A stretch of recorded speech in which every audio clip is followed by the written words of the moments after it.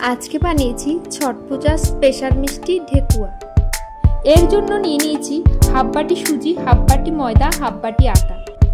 এবার ঘি দিয়ে ভালো করে ময়াম করে অল্প অল্প জল অ্যাড করে একটি শক্ত ডো বানিয়ে নিয়েছি। এই ডোটিকে 20 মিনিটের জন্য ঢেকে রেখেছি। এবার এর সাথে হাফ বাটি চিনি ও অল্প কিছু মৌরি অ্যাড করে নিয়েছি।